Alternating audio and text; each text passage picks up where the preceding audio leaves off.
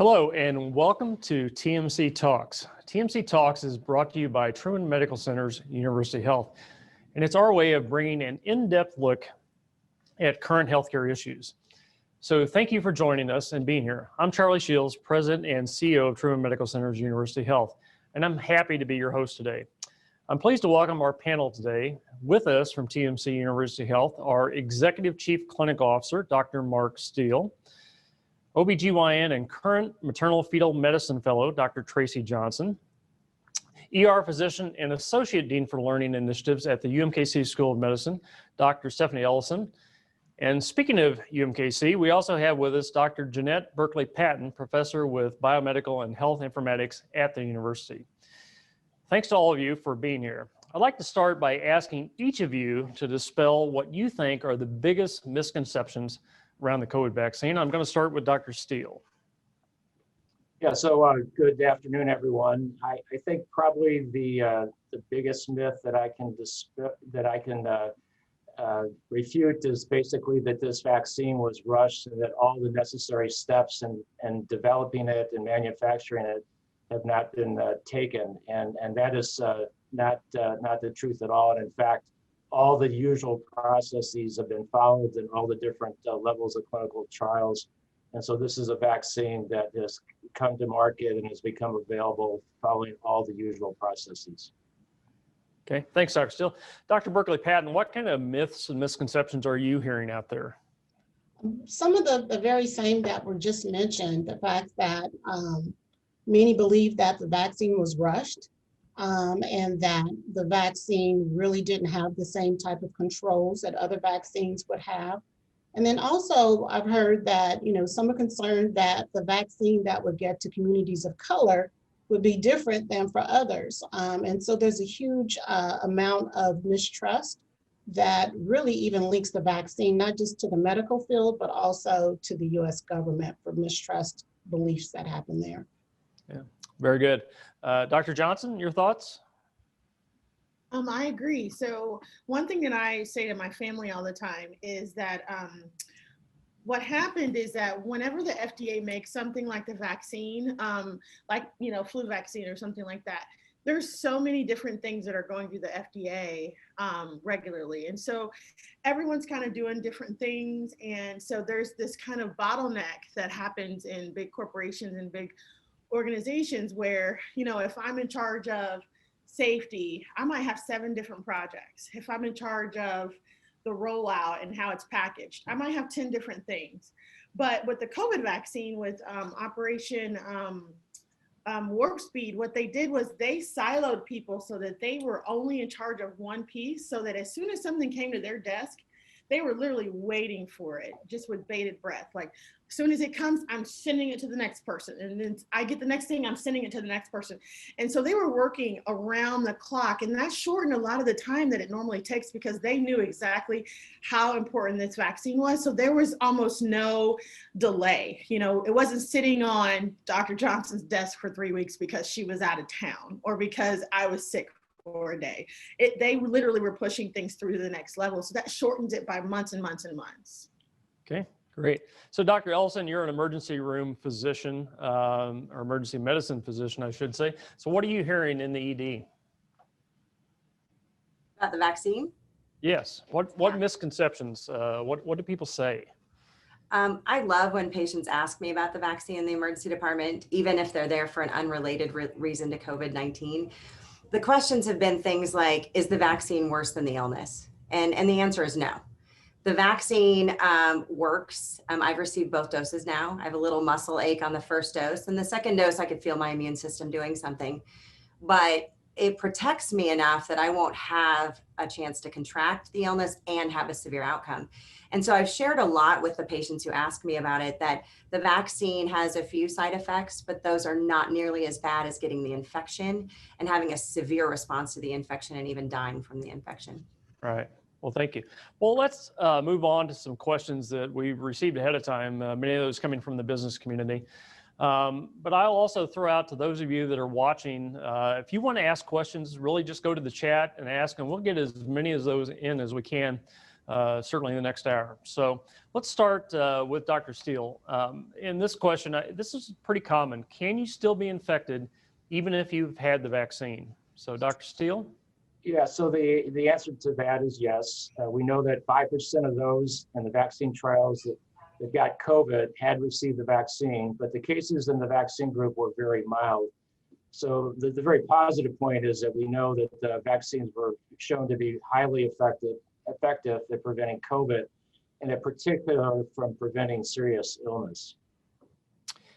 Thanks. And Dr. Ellison, we get this question a lot, and so I'll ask you, and maybe you can go into a little depth on it. So if you have had the vaccine, can you still be a carrier? Yes, you can. So the vaccine only upregulates your immune system to recognize a protein on the virus. And so it's getting your immune system ready and all of those cells ready if I should be exposed to the virus.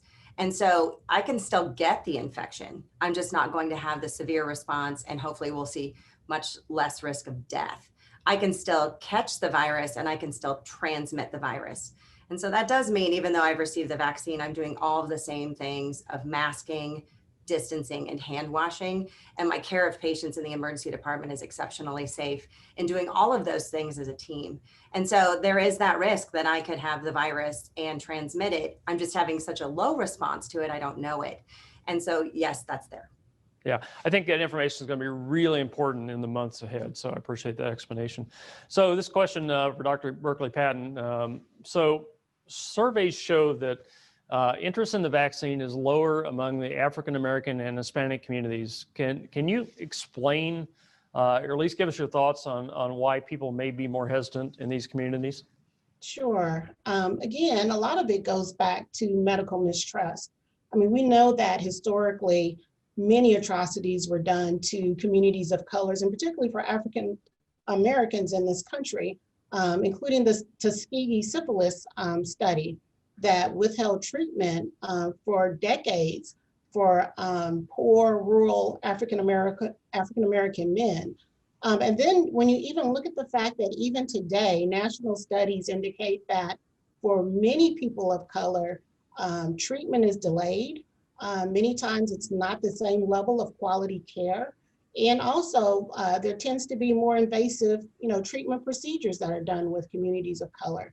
And then when you add on to that perspectives from people from, minority communities who believe that in many cases they're not being respected by health providers, and that they have really poor patient-provider communication. And so when you put all of those things together, it really does kind of set the stage and gives a climate for this mistrust to continue.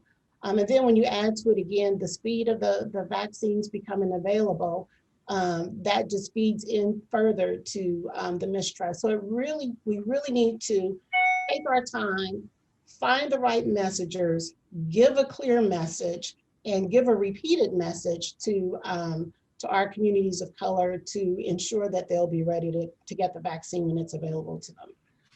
So you touched on that, but I'm going to go a little deeper dive onto that, and would ask you to answer first, Dr. Berkeley-Patton, and then we'll go to Dr. Johnson. But what can we do to inspire members of diverse communities, including, frankly, those people in our workforce at our hospitals to actually get the vaccine?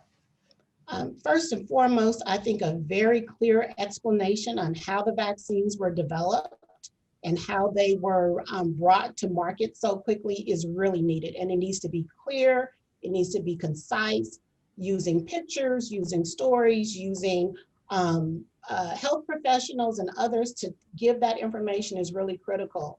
Also, there needs to be a consistent message.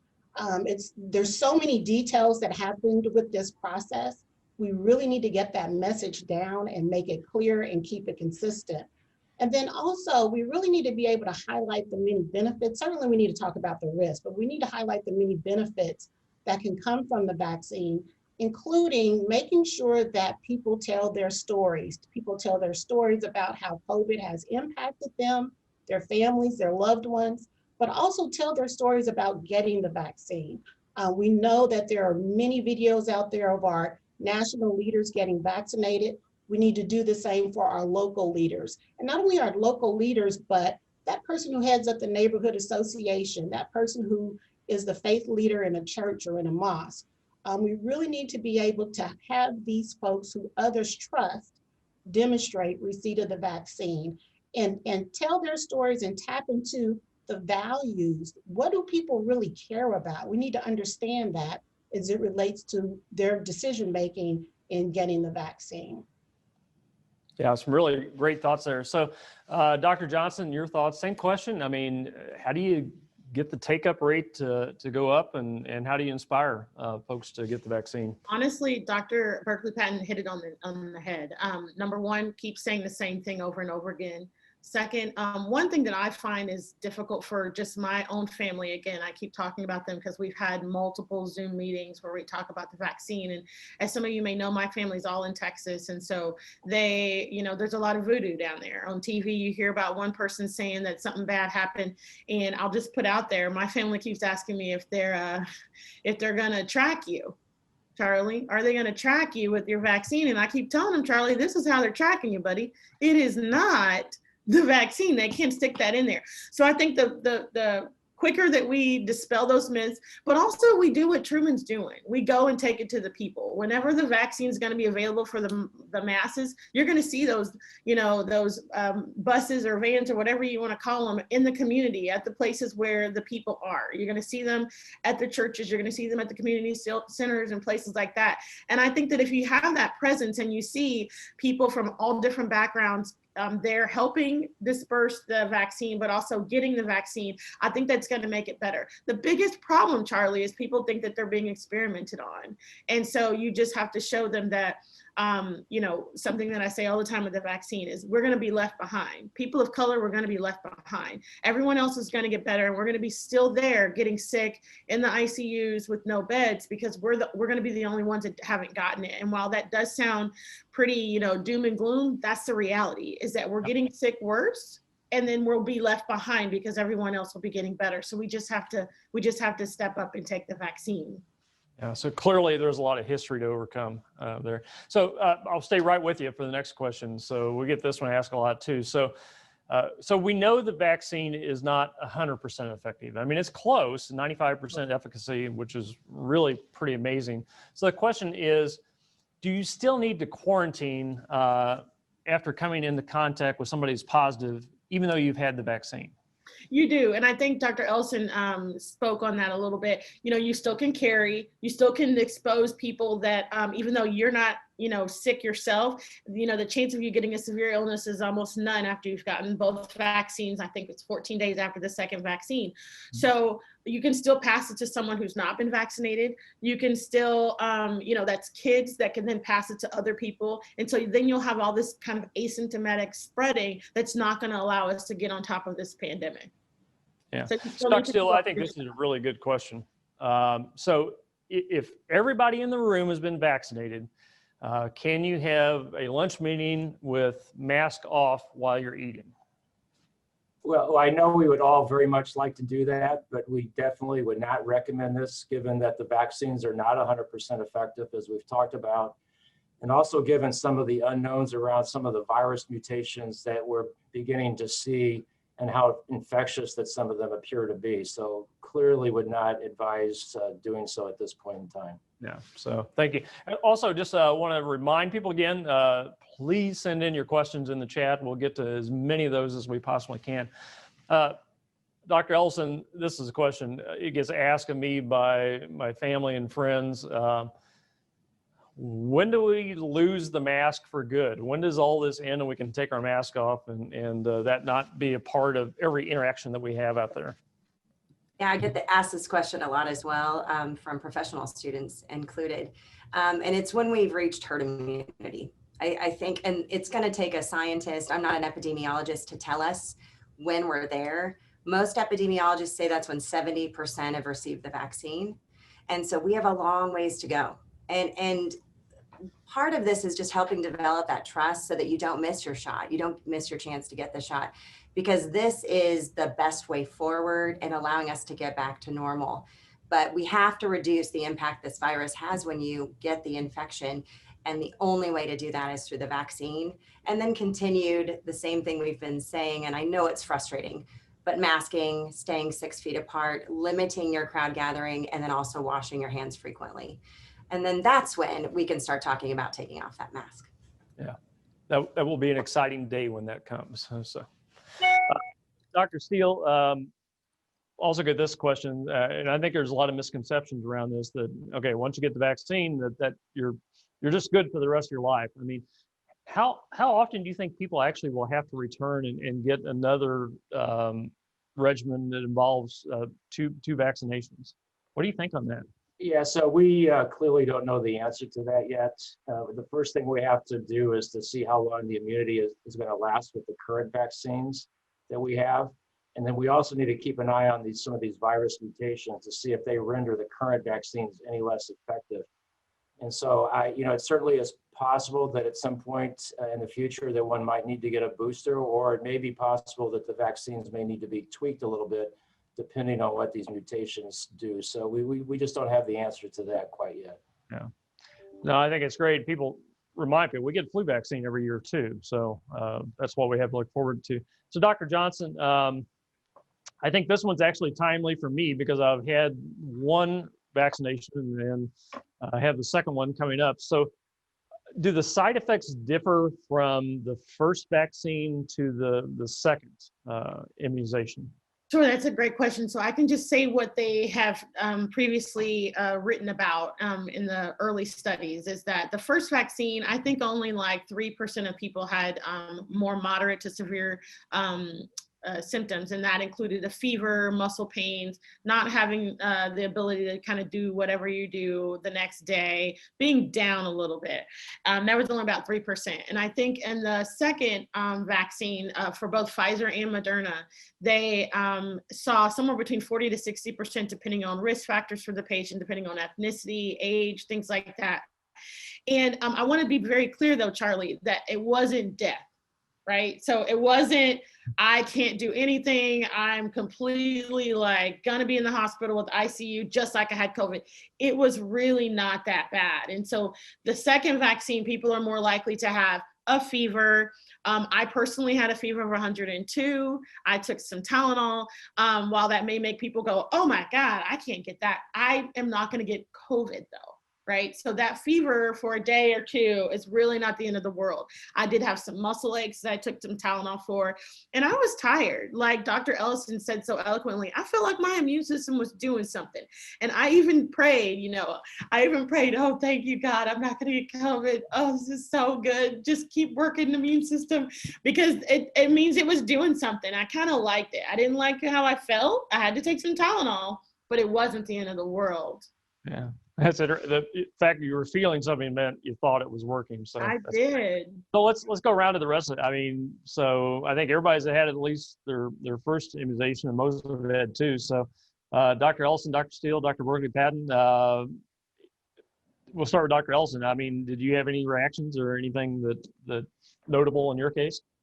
Yeah, I would say the first shot was a lot like Dr. Johnson mentioned. I got a little sore muscle there. I felt like for the first 4 hours, it felt a lot like the flu vaccine felt. Mm-hmm. And then as it advanced in the evening, it felt a little more stiff. Like I'd move my arm and I'd notice that it was there, and it felt a little bit more like the tetanus shot, which I feel has a lot more of a local reaction. Mm-hmm. But after the first shot, I was a normal person the next day. I was able to work and do my normal stuff. So right about hour 10, 11, 12, yep. I got a little muscle aches. I felt like I was getting a little virus. I felt like I had a little headache, little neck pain. And then the next morning I had some chills and some muscle aches. I was shaking a little bit. And like Dr. Johnson, I was like, I'm going to take some Tylenol. I don't have to struggle through this. It's not going to change the efficacy of the vaccine. It's still going to work. Mm-hmm. I'm just treating the symptoms of my immune system ramping up. And likewise, I had feelings of elation, like, yes, it's working. I'm so glad I'm getting a response. I was praying just like Dr. Johnson. Mm-hmm. And then right around hour 36, I was back to normal. My husband, I will admit, also got his second shot within a couple of days and had chills and a high fever, and I gave him Motrin and he was back to normal as well and back to his day. And so right around hour 35, 36, maybe even up to 48, you're back to your normal self with this immune system ready to fight. So, Dr. Steele, I've worked with you for 10 years, and I don't recall one single day you've ever complained about being sick. So I guess the same question to you. Did you have any responses on this? And I guess this time you need to be absolutely honest with us. Did you feel bad at all? Yeah, no, I'll do my best to be totally honest on this one. I did. So after the first shot, very similar to the other folks, in that my arm was a little sore the next day. And that's really all I had from that first shot. The second shot was a little bit different in that the day afterwards, still had a little tiny bit of sore muscle, but did have a little bit of diffuse aches and had felt a little feverish. But when I got home, took a Tylenol, felt totally better, and the next day I was perfectly fine. So for me, it was pretty darn mild in terms of any symptoms. And I also was glad to know that I had at least a few symptoms with that second shot, which really does suggest that it's working for you, because these vaccines are meant to be what's so-called reactogenic, which means it's going to stimulate your immune system to create these antibodies, which are protective. Okay. Dr. Berkeley-Patton, your response? I've only had the first shot, but I tell you what, I was so excited when I got the email that it was my number was up. And I joked with the nurse that, I'm really shot aversive, like needles and me don't get along. And I was quite pleasantly surprised where I didn't even feel it, when I got the shot. Certainly there was some of that tenderness that others have spoke about, you know what I mean, at the shot location. But I mean, I have to say I was so excited and looking forward and I'm looking forward to the second shot. And I texted everyone. I took a picture of me getting my vaccination. I wore my buttons and my stickers. And I think this too is a really good opportunity for each one to reach one, that when we've been vaccinated, that we share, what our vaccination experience was with our family members, with our friends. I sent it out on lots of my, group chats, just to let people know. And it seems like the more that people are hearing others have gotten the vaccine, I've seen even some of my friends and family members shift to the other side where they're now more willing to get it as well. So, and based on responses, I'm going to tell my wife that I will be absolutely no help around the house on the day after I get my second time. So this question for Dr. Johnson, we get asked this one a lot too. So people of childbearing years, should they get vaccinated? Does it affect you if you're currently pregnant or you're breastfeeding? This is right in your wheelhouse. So what do you think? So we think that you should, and not just me being Tracy Johnson, OBGYN, but the Society of Maternal Fetal Medicine believes that as well. Just to be clear, the vaccination, there's lots of different kinds of vaccinations that we take. Tdap vaccine that we recommend for every pregnancy, flu vaccine that we recommend every year, all different types of vaccines that we have for older people, like the varicella, chickenpox, or shingles, or pneumonia. This vaccine does not have any particles from the actual vaccine. So one of the things we always talk about in pregnancy is we don't want you to have the opportunity to maybe get sick from a particle that's in the vaccine that might be live or inactivated. That's not the case with this vaccine because it has mRNA. That may be confusing, but our body degrades that pretty quickly. So you basically are taking in the code book for what a part of the COVID vaccine COVID virus looks like. So that's being incorporated into the think tank in your body, if you will. So that gets destroyed within 2 days. So it doesn't cross the placenta. It's not going to the baby. The baby doesn't have any of that. Now I believe that you're gonna end up having a little bit of immunity to the COVID virus for the baby, because we know that antibodies are formed in our bodies when we're pregnant, and we pass those antibodies to the baby. So the protection to the baby, but again, not the virus, not a piece of the virus, anything like that. So we strongly recommend that you get it. And because the healthcare workers were the first to receive the COVID vaccine, there are numbers and numbers of women who are pregnant and were physicians or nurses, and they've gotten the vaccine and done just fine. Yeah, so I'm going to jump to Dr. Ellison. The side effects of the vaccine, are they different for people that have chronic diseases such as high blood pressure or diabetes? I mean, is it making a difference if you have a chronic disease, your likelihood to affect side effects? Not for things like high blood pressure and diabetes. The side effects of the vaccine should be virtually the same. And that's what the studies of the vaccine before they were approved on that emergency use authorization showed. The reason that it's so critical in those situations to get the vaccine is that we know those groups with those chronic illnesses do much worse with the virus infection. And so it's important to get the vaccine. There are some subgroups, though, that we have to be careful with. For example, those receiving cancer therapies, their immune system's not able to respond effectively. So you should definitely talk to your doctor when you have a chronic illness and make sure you know your time to get the vaccine, and also if there's anything that you need to do to make sure the vaccine is going to work. We do have a few patients who are known to react to vaccines when they get them. And likewise, we're working with them to make sure they're in a safe environment like the ER or with their allergist when they receive the vaccine, so we can respond if they have a bad response. And so we have check systems in place to make sure our patients do well when they receive the vaccine. Okay, excellent. And Dr. Berkeley-Patton, you touched a little bit on this, but I don't know if you want to expand on it, because we hear, really a lot of myths and misconceptions, particularly within the diverse communities that we serve at Truman Medical Center and University Health. Anything in particular you want to dive in on and say about that, or is there something more we need to know than we talked about initially? Well, we know that the myths are rampant. We could probably go on and on. There are a number of them that have been listed even in the chat. Even when COVID first hit the African-American community, some of the early myths were that African-Americans couldn't get COVID because there was something in our bloodline that would prohibit that, from happening. And then when the numbers started to ramp up, some of the myths included that, this is being targeted to African-American communities specifically. And so those myths have continued even with the vaccine. I saw one in the chat that I've heard quite frequently, and that there's a chip in the vaccine, and that this is going to be the way for the government to track us. And so, again, it really speaks to the fact that we have to get the message out, and we have to get it out in ways that people can actually connect to it. Lots of people don't have, access to technology to be able to get a lot of the information that's out there. And then even as far as the vaccine is concerned, even to be able to sign up for the vaccine. And so, again, this is an opportunity for us to really figure out, how do we communicate about health?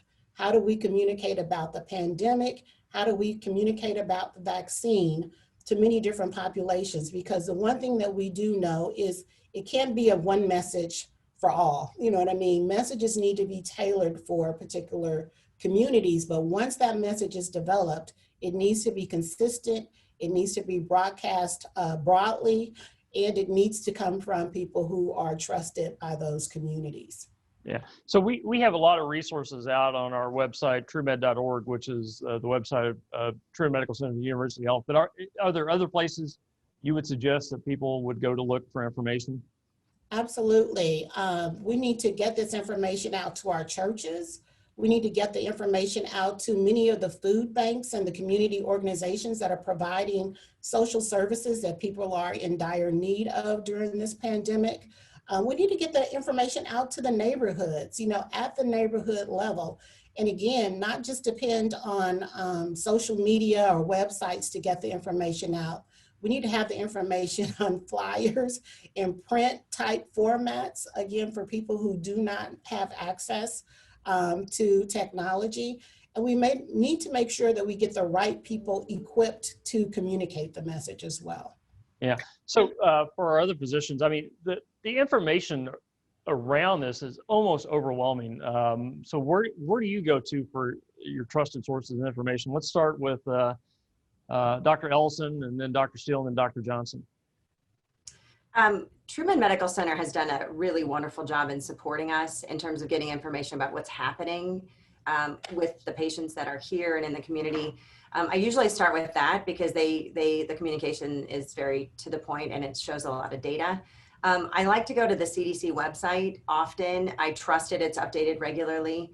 The Kansas City, Missouri Health Department also has really good information as well. And for those of you that are listening, the Truman Medical Center has been developing frequently asked questions as well as myths and the facts behind those answers.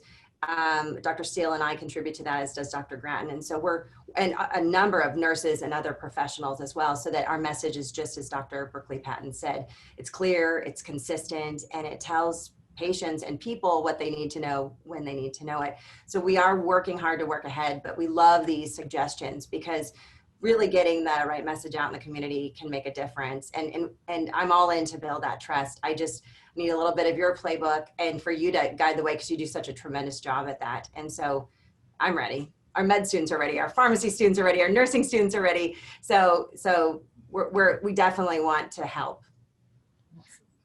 Dr. Steele, every time I ask you a question, you seem to know the answer and you have a reference source on it. Where do you go for information?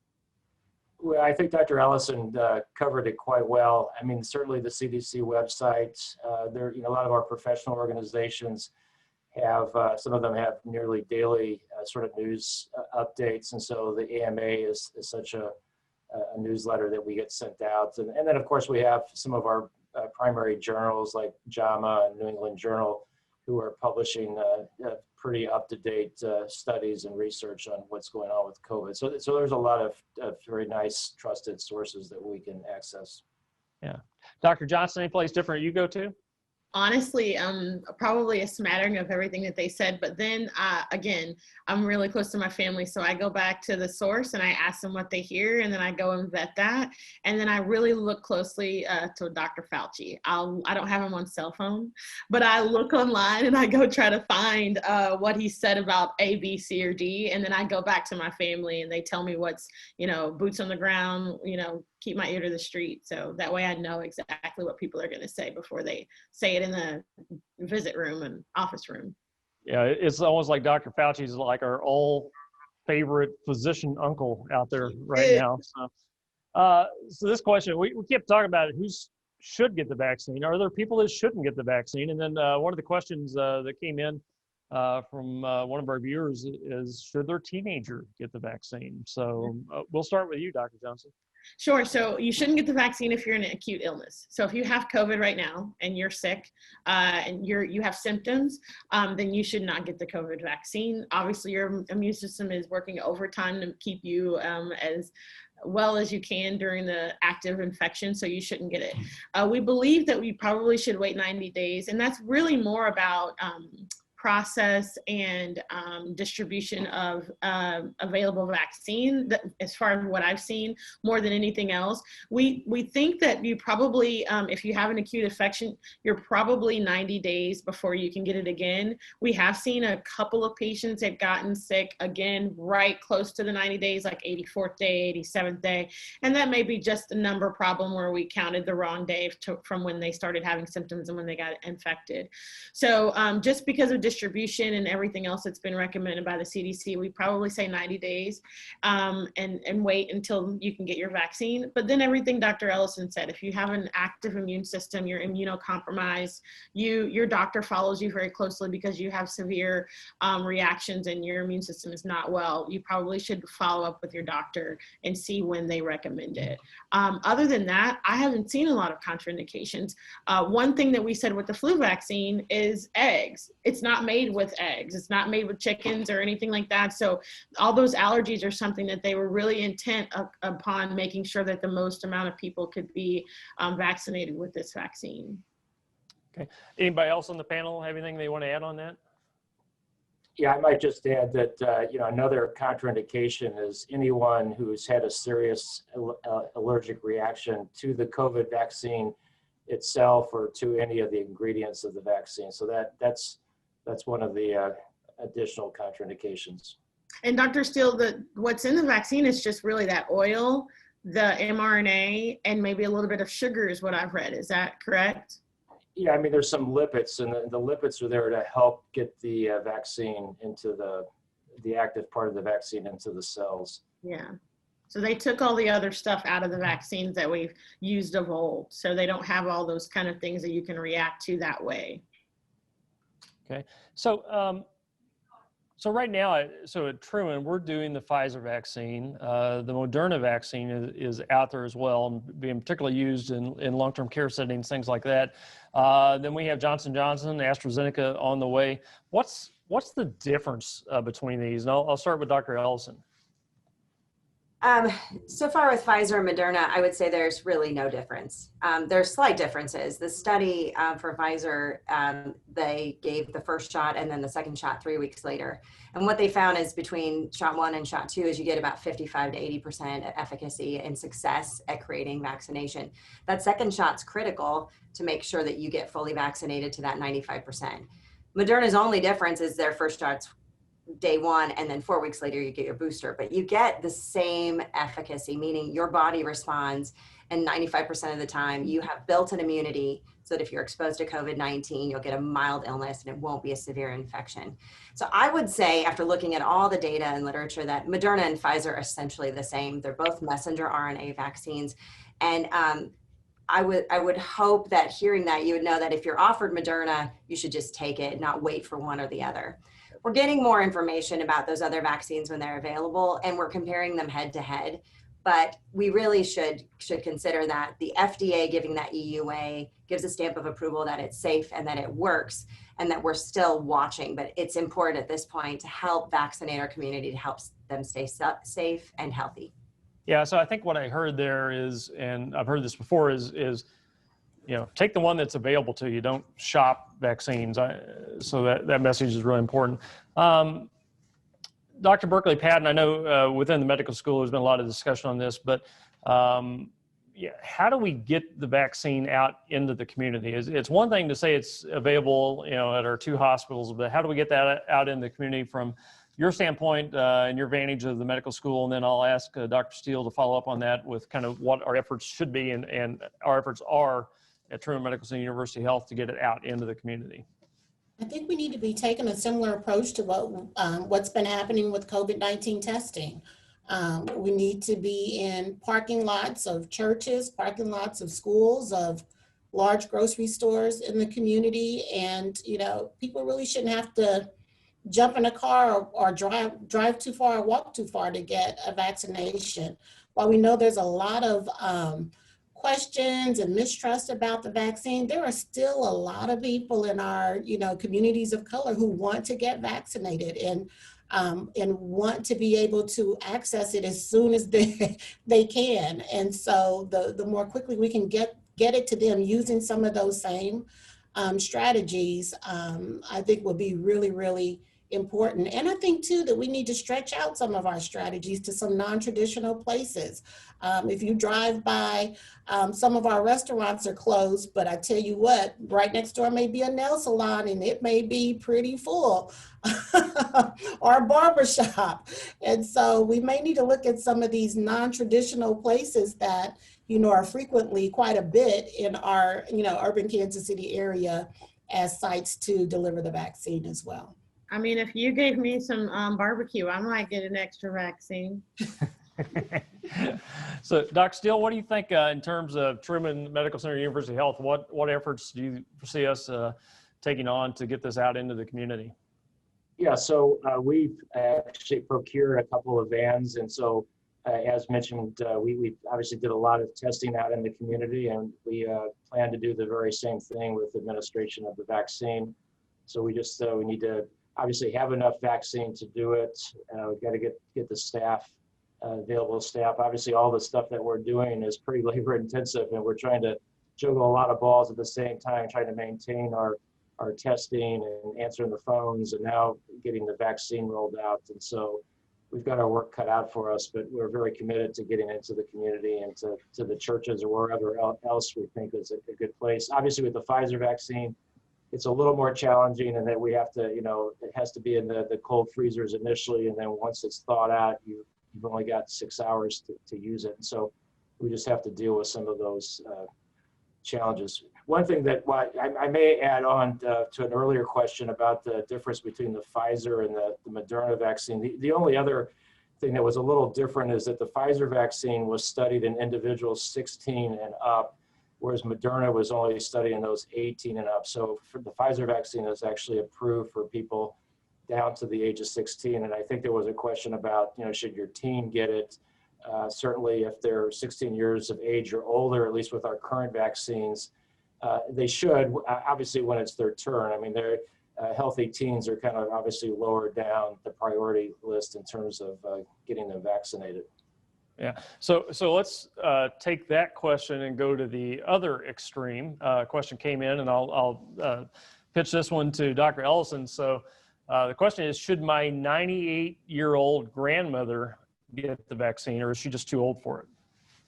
I haven't seen any data on too old for the vaccine, but I have seen the data on those over 75, and they're more likely to die from this virus. And so I think you bring up an important question, is what's important to your 98-year-old grandmother, and having a discussion about that. The next tier and group we're working with now are those that are living in senior centers and have nowhere to go and no one who can visit them. And that's not a great quality of life. And so that's why they're so high on the list, is that they suffer bad outcomes from the virus itself, and they are stuck in a senior center. So really working to get those patients that are at high risk vaccinated are important. So I would ask her what's important to her, share these facts that you understand, and answer any questions that you can, and then make that choice. And if it's not important to her and she says, I'm good, I'm still playing poker with my friends in the senior center, but they won't let me play unless I'm vaccinated, but then that's the answer is yes, if that's what she wants to do. But again, it is a really important step to take because she has a very high risk to die from the virus. Right. So sort of along those same lines, first, are there any long-term effects that we know of from the vaccine? I mean, we talked about the short-term, what happens, right after immunization, but are there any long-term effects from the vaccine? And then contrast that with what we're now discovering about some of the long-term effects of COVID. So we'll start with you, Dr. Ellison, and then we'll go to the entire panel, and we'll go to Dr. Steele next. So not that we know of. Again, we've studied through phase 3, and we have enough information to know that the benefit of getting the community vaccinated outweighs any risks. The risks are those things that we've already discussed. Those that already receive a reaction to vaccines normally may have a reaction, so we want to be prepared for that. The long-term effects shouldn't be more than what we've seen, say, with the flu vaccine, a little muscle soreness, and you go back to normal. And so we don't anticipate any long-term effects of the vaccine. But what we do know about the COVID infection is there are long-term risks. We're seeing this long haul syndrome where patients have chronic headaches and they have this sort of post-concussive neurologic or nervous system reaction. We're seeing patients who are chronically fatigued. We're seeing patients who have clotting disorders that persist after the acute infection and symptoms occur. And so we know the virus to have very serious outcomes and bad effects, but the vaccine itself is a great way to prevent all of the things that happen with that infection. Yeah. And Dr. Steele, I know we're learning more about these long-term effects. Any thoughts? Yeah, not really. I mean, Dr. Ellison, I think, hit the nail on the head. Obviously, people are studying these different effects and trying to look into the cause of them. And I don't think that we know a whole lot so far, but obviously some of those are concerning, and just another reason why it's so important to get this vaccine so you can prevent the illness and not have to deal with any effects from COVID. Okay, very good. Actually, I'm going to change questions, and this is for Dr. Berkeley Patton. So you can go back to your medical ethics class for this question. So the question is, should I feel guilty about getting the vaccine when others may need it actually more than I do? So. Well, if you've answered the survey questions and your numbers come up to get the vaccine, I don't think you should have any guilt at all. You know what I mean?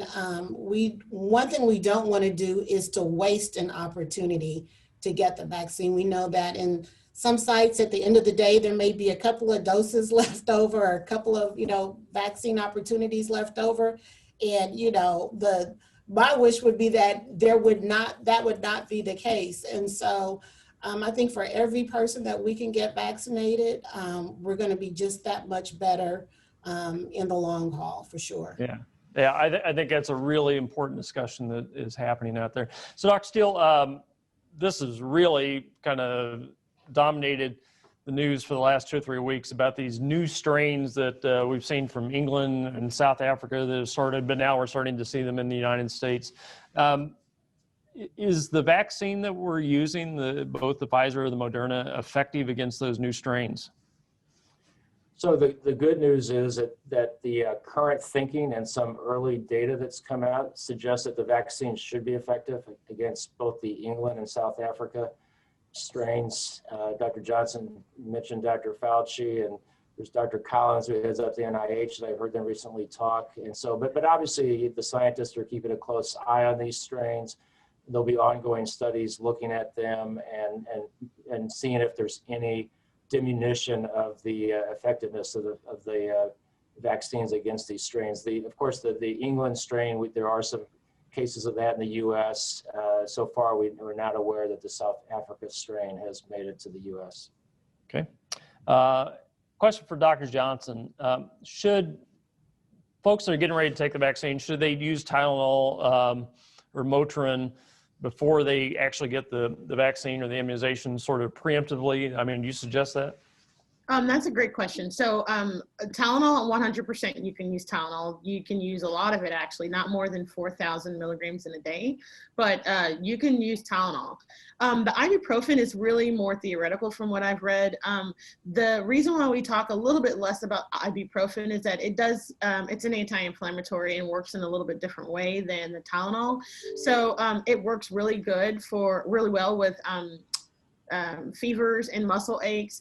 And so there's a thought that if you're taking the vaccine and you have some inflammation and an immune reaction, that if you take the ibuprofen, maybe it doesn't work as well, but there is absolutely no evidence of that. That's just us saying, like, well, we want our immune system to work, so I don't want it to stop working. But there's nothing hard and fast that says don't ever take the ibuprofen or the Tylenol. Definitely take Tylenol, and I don't think it's bad to take ibuprofen at all. Okay. So great. Dr. Steele, we know we're in phase 1B and tiers 1 and 2. How long do you think it is before we actually get to those healthy individuals under the age of 65 that aren't in some of those special categories? Kind of use your crystal ball and see what that thing looks like in the next few months. Yeah, I think it's hard to know with certainty, but if I had to guess, I would say somewhere toward the end of the second quarter of this year, early summer at the very latest. But I'm optimistic that the people are going to do everything they can to ramp up production of the vaccine, and so hopefully we'll have more than enough to get everybody started before the second quarter ends. Yeah. So, and this question's coming up, and we're starting to see some conflicting guidance at the federal level and certainly from different countries. So Dr. Ellison, the question is, does everybody need a second dose? Right now, the answer is yes. Right now, we're giving Pfizer and Moderna, and the studies show that to get to that 95% efficacy, you have to have the second dose and that booster. That's what's happening with that second dose. So that booster to your immune system, that strong reaction that Dr. Johnson and I had, is what gets my immune system ready and hopefully confers that immunity to my immune system so that if and when I'm exposed to the COVID-19 vaccine, I don't get sick from it. And so for now, that has to be those paired doses. You have to get both. And I've seen a lot of discussion about, let's just give everyone the first dose. But for me in the ER, I don't know what that does for a patient. I don't have any way to predict who's going to get really sick and possibly die. And we know that both doses give you 95%, a 95% chance of being immune. And that's a great vaccine.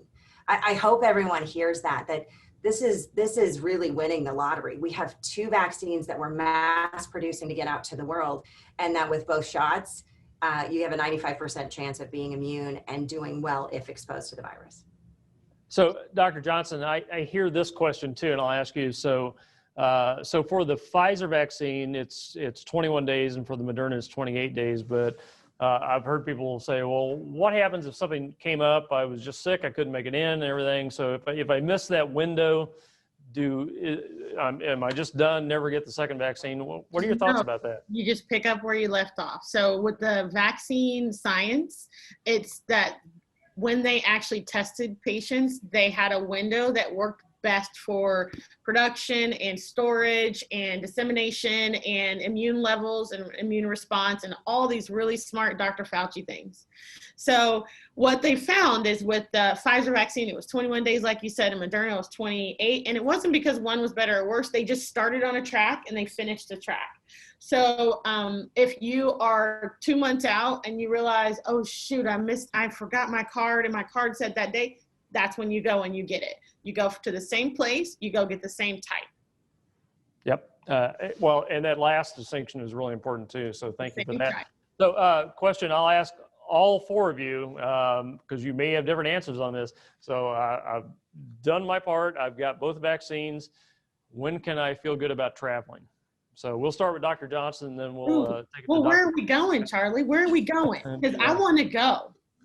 Well, this time of year, someplace warm. Okay, so we're going warm. Okay, so I personally feel like because we are at an all-time high right now, I'm going to speak personally. I'm not going to speak about, you know, what Dr. Fauci or anybody else said, but I feel like because we're at an all-time high, I'm going to wait to travel until the numbers are better and more people are vaccinated, just because I don't want to expose anyone or my family. And for me, my husband's not in medicine, so he hasn't been vaccinated yet, and I want to protect my family. So I'm going to continue with social distancing. I'm going to continue with all the mandates until we've reached a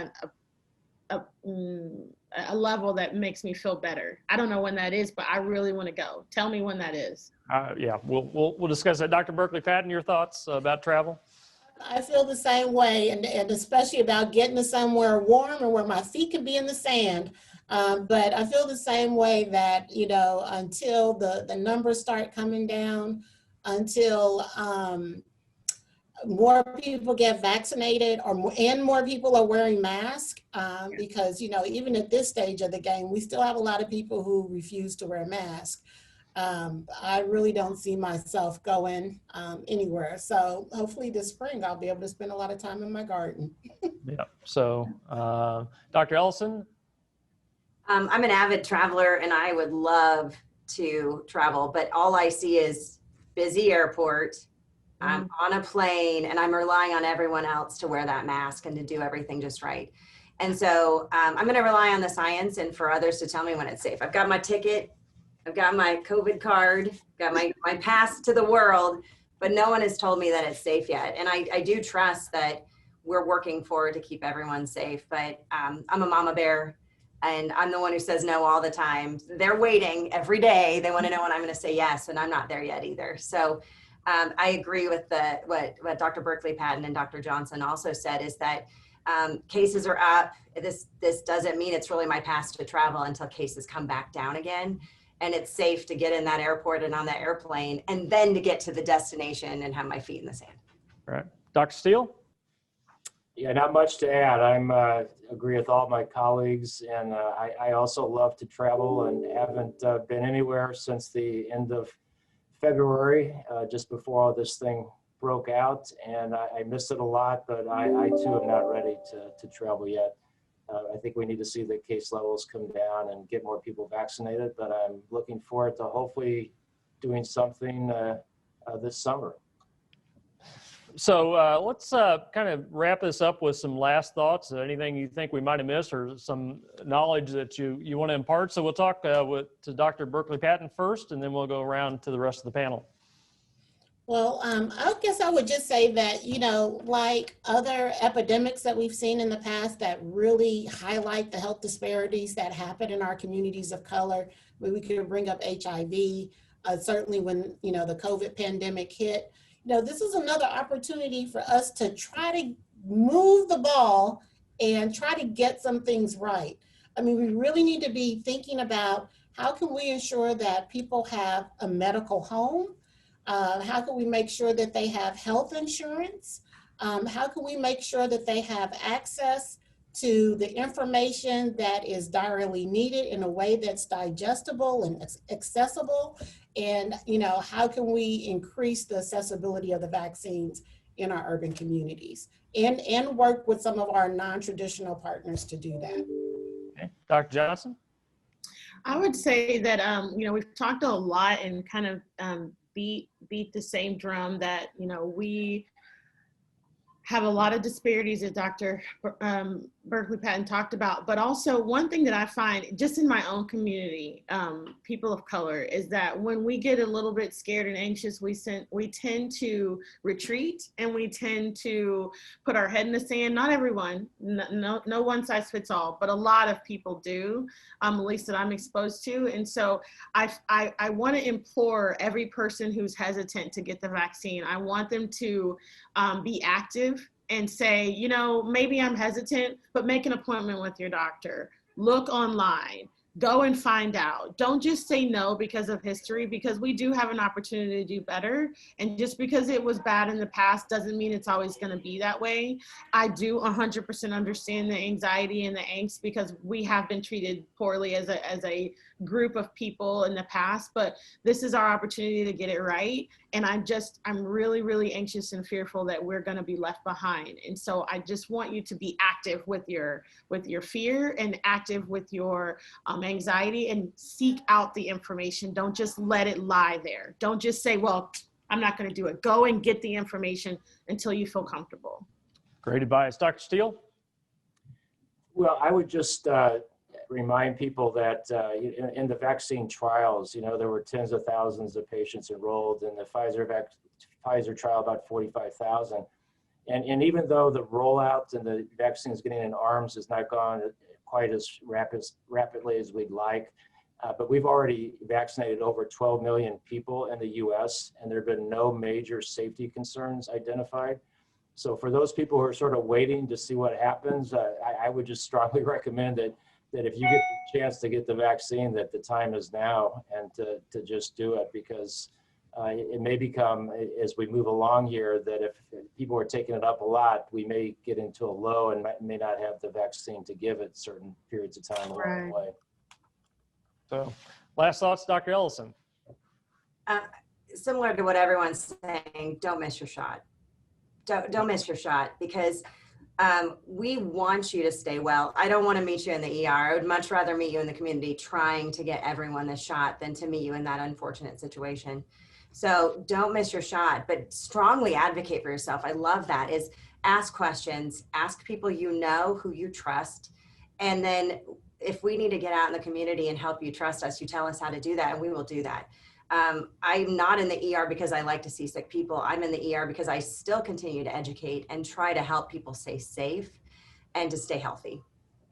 Very good. So we say at Truman Medical Center, University Health, brightest minds, biggest hearts. That's the panel of these amazing people that I am privileged to work with every single day. With that, we hope this has been, as we say, enlightening and thought-provoking for everyone involved. As an academic medical center, we at Truman Medical Center, University Health, believe it's our part of our mission to share what we know with others. We hope we have met that mark today. As a reminder, this is the second of a 4-part series. Coming up, we'll be getting the latest from the CEO of the Missouri Hospital Association. We hope you'll join us for that again next quarter. So today, thank you for joining us, and please mask up and stay safe.